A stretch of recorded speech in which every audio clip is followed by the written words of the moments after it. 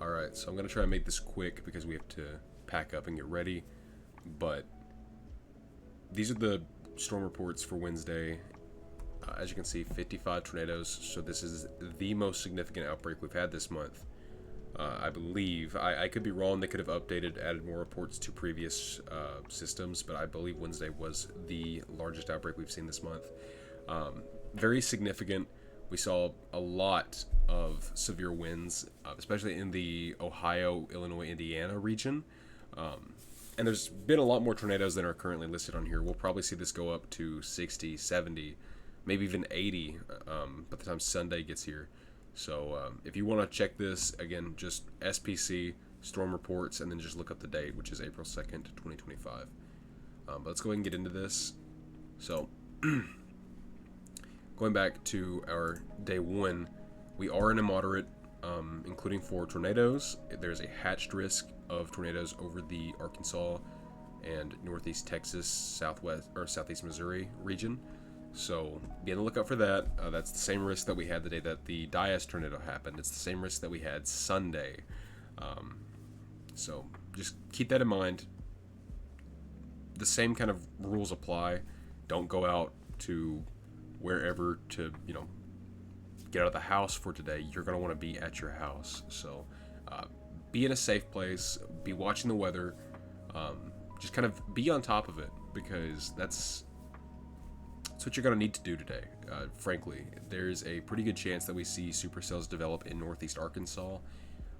There are some fail modes to it, and I will talk about that again in a minute, but it is looking to be a pretty significant day. So just be on top of it. We're looking at storms getting here in JCO around, I don't know, maybe late 3 p.m., 4 p.m.-ish. But the real significant stuff doesn't start until 6, 7, 8, and 9. Somewhere in there. And I say it could start in any of those hours because the northeast end of the moderate risk has more fail modes than the southwest of it. Meaning that we could see them take longer to develop. We could see them pop up relatively early. So, again, 5 p.m. to 9 p.m. We could see stuff through this area. And there's also 2 different lines moving through in that time frame, which is, again, why it's so vast. But, yeah, our main worries for today are the tornadoes, winds, and the hail, specifically in the tornado and hail, then wind order. Wind is the least worrisome because it's not going to be as severe as any hail or tornadoes that pop up, even though wind is the most certain thing for you to experience in this what will most likely become an outbreak of tornadic behavior. So real quick, I want to cover day 2. There's not much to worry about in the northeast Arkansas area. Tornadoes are only going to be in southeast Arkansas, west Texas, and most of northern Louisiana. Not to say that we couldn't see some up in this area, but the chances are so low, it might as well just be any other day that we have storms in Arkansas. For the wind, you will have to watch out for the wind. There is a 30% hatched over the area, so severe wind is likely. Hail is not as likely in our area, but it is still a 15%. Keep in mind, it isn't a hatched risk, though, meaning that it's not going to be nearly as severe, they're thinking. So I probably won't make another video after this for now.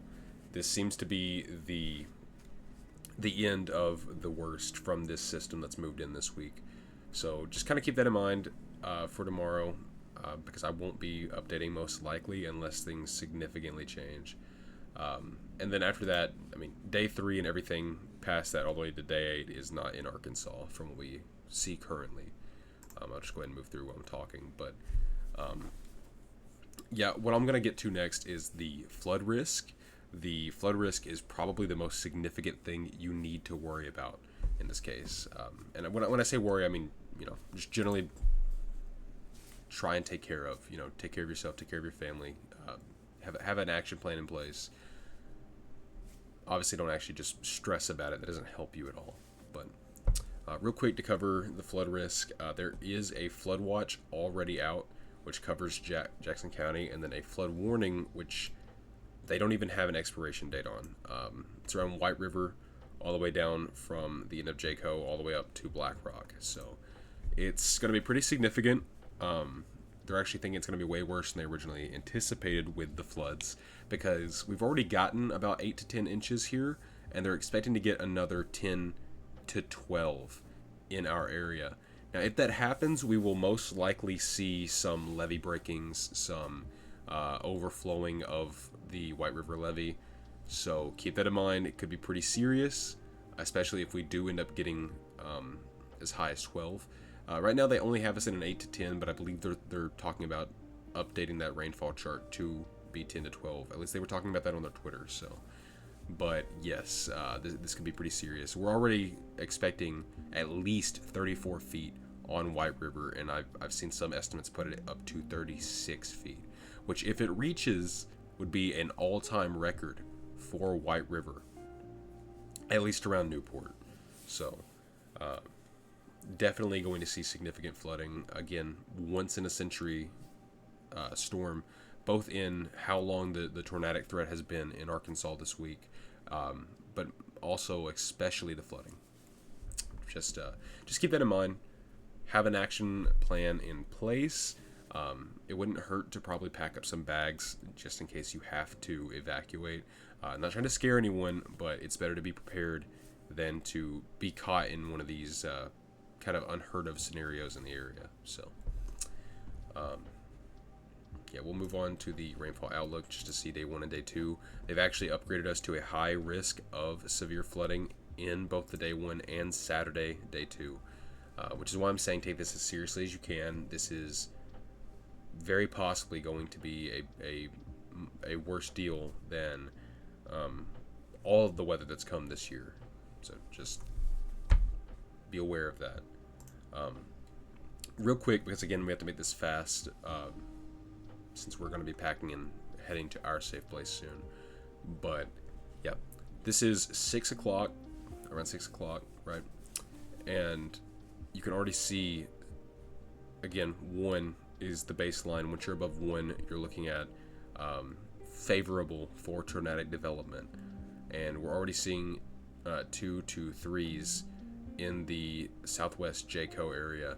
And then after that, it really revs up, as basically everything in Jayco is at a pretty significant risk, with 4s and possibly even 5s in the ridge west of Jayco. Yeah, and that continues for a while, all the way till 9. You're looking at significant weather here. Potentially even after that, depending on how far the storms are pushed. But we're really not seeing that big of a cap on the event today. Sorry. Meaning that it's going to be pretty easy for supercells to form here, relatively.